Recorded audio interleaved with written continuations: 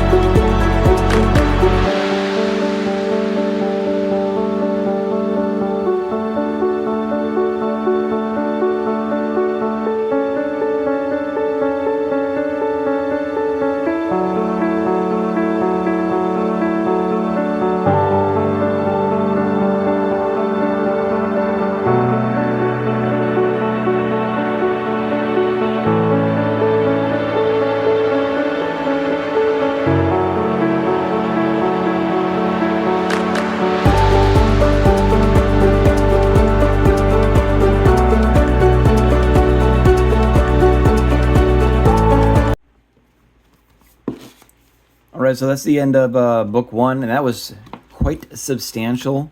There was 199 pages, and pretty much a step on every page. But let's see what we got here. So far, well, let's start in the back here. We got this little, looks like a bread and cheese stand. And, I mean, that was neat. I liked the pretzel, and I've had croissants before, so that wasn't new to me. And then, I don't really know what this is. Some sort of spindle. I didn't really see it in use in the booklet, but that was another piece that came with it. And then this little weapon holder slash, I don't know. That came with it. We had a little table with a note on top and chair. So that was also, and I assume you could just put these in the building. And then last of the, well, not last, but came with a little cart, pitchfork. There was some, now it wasn't gold pieces. They were basically yellow, transparent yellow round tiles. I'm not sure if they still make the gold pieces anymore. Those were, obviously, I'm dating myself, but I don't know. I haven't seen those in a long time. Let me know. Do they make them still? And then we had this little log and axe. And then the last thing we built was the tree, which I thought was neat. It was, I mean, it's not super awesome, but, I mean, it's pretty good for a Lego built set. It's not fragile like some of the brick built ones that you see instructions on. So, I mean, it's not going to fall apart. And then, of course, we have the frog. So I would love to see a frog in a set, which means that the design team got a cake. And so maybe I'll get a cake. I don't know. Anyways, tree. And then we had the 4 minifigures. We got the little dude with the spoon. I'm 100% positive there is no refrigeration in this era, so he's not eating ice cream, but a bowl of porridge or stew is most likely possible. Then we have a woman here with a hammer, some sort of blacksmith, I assume. I did like the hair piece. I have not seen that before. And then we had the dude with the scissors, which I assume is... well, what do they call that? Someone that sews. Seamstress? That would be... What do they call a male version? Or is seamstress for both? I don't know. Anyways, I assume that's the dude that goes in there. And then we got a little wolf pack dude. Now, I didn't know what this story was, but there's a little beware of dragon here. So I imagine that Wolfpack dude is also... Oh yeah, here it is. So there's a reward for him. So this is our villain in our story. And gotta love seeing the Wolfpack guys, especially since they don't really come in a lot of sets. And then of course we have this building, and this is obviously building 1 of 2. And it was pretty substantial. A lot of detail in the building, of course. It does open up. So let's talk about the front. Let's talk about the outside real quick. So we have our thatched roof, which I thought was really cool. We even curved over an opening, got a little garden here, beehive, pumpkin, although a pumpkin this size would have like equivalent patch, just ginormous at this point. We have a little brick-built door here with a dark tile, dark green tile, which I like. I also like the tiles used for the cobbling in the steps here. Then, of course, we have some lanterns, little makeshift crane. It's not really a crane, it's more of a davit you can pick things up with. But and then, of course, we have this building over here. It's got a flag. And I assume with the cheese cart and cheese and the goat that there's some sort of cheese, right, on the flag. So this is Cheesemaker's Cottage. And then we have a little gate, and the fence goes around. And I just knocked off stuff. On the backside here, we have our goat and our squirrel, a little watering trough, a little pen here, and doorway to go in there. There was a cat inside, and there's a pail of milk, so I assume that we're milking the goat. And then here we have our little awning, which I liked. That was nice. It's nice to add a touch of color. And then that's the blacksmith area there. And then on this side, continuing coming around, We have our garden again, of course, and then we have a flower here with a bee and some plants. And then, of course, we have our little smokestacks here. So, all in all, the outside, awesome build. Then we can open it up, and there's lots of stuff on the inside, too. So, like I said before, this is like the Cheesemakers. We'll just take the roof off real quick, which they come off super easy, far easier than modular buildings, just like the Blacksmith Cottage did. And if I can tip this up without breaking everything off, I'll just snap that back in there. Oh, actually, we're not going to do that. We'll get to it when I do the whole review. You can see in there, We got a cat, tiling, a chair. There's a oven, stove, and more cheese in there, of course. And there's cheese up on top, some sort of cup. And then over here in the blacksmith's cottage, or blacksmith's area, we do have, and this does come off, so you can access that in there. The key does not stay in the door very well. I noticed that. Moving this around, the key does not stay in there. But we take this roof off as well. And then this is where we have our,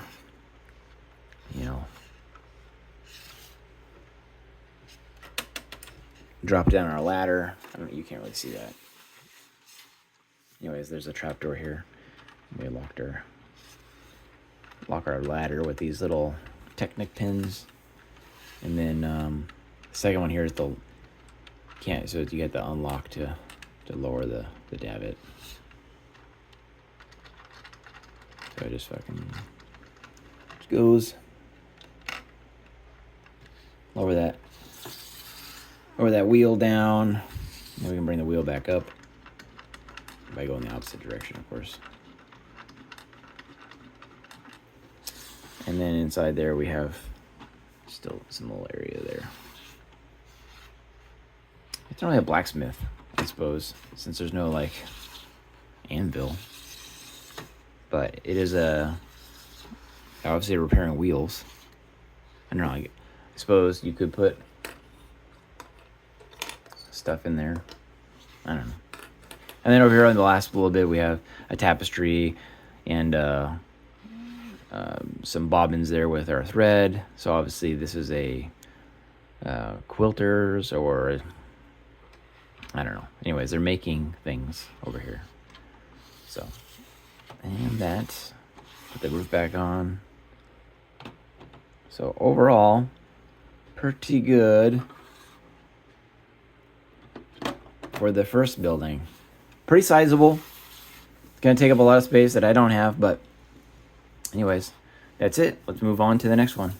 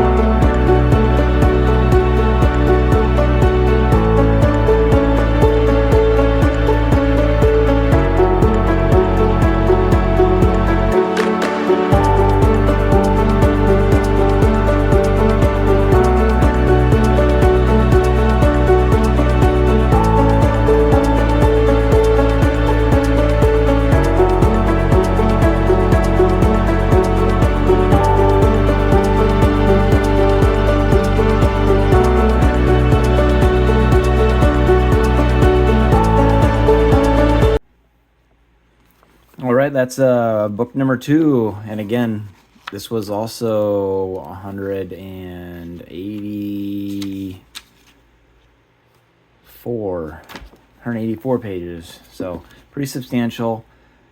But the reality is they are both pretty part intense sets. And Lego has definitely gone down the rabbit hole of trying to minimize the amount of pieces per set because it makes it easier on the builder and probably the packaging too. Anyways, so this is our second booklet, and it's basically one building, and then it came with a couple of different items. Obviously, we have some minifigures. So we have a woman with a goblet. I assume she was with the stuff to go with the kitchen, so that's kind of what I figured she was, the cook or whatnot. Then we have another young lady here with a paintbrush and boy, I can't remember what that thing's called, a palette of paint. Yeah, so she's obviously an artist. And then we have a gentleman with a cape and a book that I put on upside down. And a quill. Actually, that's probably right side up for him, right? So he's I don't know, he's kind of dressed like a nobleman, but he's a writer. I don't know. You can figure out what you want to have him be. And then we have a lion knight, soldier, little spearsman. So pretty cool little minifigures. And then it did come with a little stand here. And in the picture, it had the woman with the paintbrush painting it. I guess they paint it makes sense. They don't like put stickers on shields, but so that was that. And then it came with a sack too. Anyways, let's get to the building here, which I thought was pretty cool.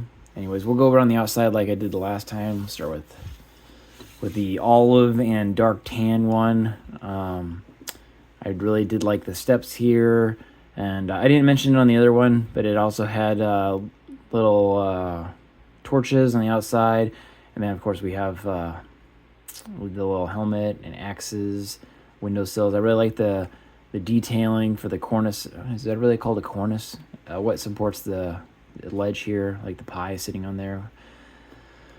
So that was pretty cool. And then we had the same kind of roof that we had on the other one. And then this sign was really hard to put together. I mean, I do have kind of big chunky fingers, but that was and you can see it's kind of tweaked a little bit. Anyways, coming around the outside here on this side, this building doesn't go together as quite as easy as the other one. I'm not sure, and nothing's really holding up. I did notice that the 8x16 dark tan plates that came with this had a slight bow to it, and that could affect it. I don't know, but anyways, we have a set of stairs up here to the tower, and then into that room, and then we have some foliage climbing up the tower here. I liked how they did the slit in the window, and then this was kind of neat up here too for the bowsman. And there was a little bat inside there, so I assume that it doesn't get used very often. And then we have what's kind of like a cherry tree, and there's a bird nest in there, and they used a minifigure beard for the bird nest, so that was kind of cool. I like that. Then we have some foliage underneath the windows here, and again that thatched roof and a chimney. And this side is just the hinge side. And again, we have the windowsill with some foliage, and then just all kinds of different windows, which really brings out the character in a building, especially when it's broken apart like that. Different windows and different stylings, but in the same family. So I thought that was kind of cool. But let's get this opened up, take a look on the inside. It's not as hard to open as the other one. And there is a ton of stuff going on in here. Ton of stuff. So this was the first part, obviously, we built. And this is kind of like a pub. We have a keg over here. There's a chessboard and some characters. A guitar, or what did they call that back in those days? I don't even know. Anyways, I want to say ukulele, but that is definitely not right. Anyways, that's down here in the bottom, and then of course this key does not stay in this door either, but it was kind of cool. And then above that we have the kitchen area. So we have some logs for the stove actually opens up for so you can, well, It's supposed to open up. I don't know. I can't really get it open. Well, I can't get it open, but anyways, that does open up, and there's flames in there. There's a pan, pot. We got bread. There's a knife. We got some stuff up there. Some cheese. Like random wedges of cheese everywhere. A little goblet with some sort of herbs on there, and then we have a crab, and then turkey hanging up here. There's a meat cleaver, fish in the barrel. So this is basically a kitchen. And then above that we have a bedroom, and typical. Both beds are kind of similar, and then they have a little nightstand, and then this is a little stashed area, which you can't see that because my hand's in the way. But anyways, a little stashed area up there, and probably couldn't see when I had the hand in the way for the bed either. But anyways, it's a little hidey hole for some gold underneath that sword there. So that was pretty cool. And then on this side, we do have a little blacksmith area. So there's our anvil, and we have it's really just Thor's hammer, but we got a mallet, and there's a hammer in there as well. And then obviously this is the artist's studio, and so we got splashes of paint, a blank shield here, just some random stuff going on there. And then up here we have another bedroom, and here's that door that goes to that tower area, and it does open. And then there's a sword, and then another bed with a nightstand and an envelope. So pretty cool. And that's it. That's that building. So let's get these put together, and we'll talk about them. All right, well, there we go. Now, we already talked about some of the buildings while I was building them, but now you see it all together as one individual piece. And there's a lot going on here. We have two separate buildings itself. We have a tree. There's a little cheese market here, a little wagon. It comes with these 8 minifigures, and then there's a couple other little accessories that go with them as well. So for a 3,300 piece set, we have 8 minifigures. That's pretty decent. So specifically for the 8 minifigures, we have, I assume it is some sort of high up gentleman, account, somebody of nobility. He's, oh, that moves around. He is staying in what I presume is the inn. And then we have a woman here who's basically like the cheesemaker. We have another woman here who's basically the handyman. In this tower here, we are repairing. So she's like a carpenter, right? We repair the wheels. There's a chair being built. All right, so we have a conscript here from I assume, from the head castle to guard the inn. We have an artist here with a paint palette, fixes things. Then we have a child with a spoon, which obviously is not eating ice cream. And then we have somebody from the wolf pack, which I presume is the villain in this story, if you will. And then, of course, after the minifigures, we have a little cart here with some gold. Now, we didn't actually use the gold. We used yellow round tiles, which kind of would have liked to see gold instead of, but a pearl gold tile. But nevertheless, that's what we got. We don't have a horse to pull the cart. Over here we have, which I thought was going to be like an archery target, but it ends up, this is actually like the easel for the painter, and she can paint the shield. And then of course we have the a little cheese stand with bread. We have a croissant. We have a croissant and a pretzel, and then of course the tree, which we did talk about rather in depth, I believe, in the video. However, it was a pretty decent tree, so I thought it was pretty good. And of course, we always have the frog, and it came with mushrooms, toadstools, whatnot. And then we have the buildings. We did talk about them already, so I won't go into depth, but there's a lot of detail here. There's a lot of different textures and techniques in the build. Specifically, the reason why I chose this was because it's currently available, but in reality, there's so much different things going on. You know, the building comes apart. There's a lot of different things going on here. So it was really enjoyable to build each individual portion. It's not overly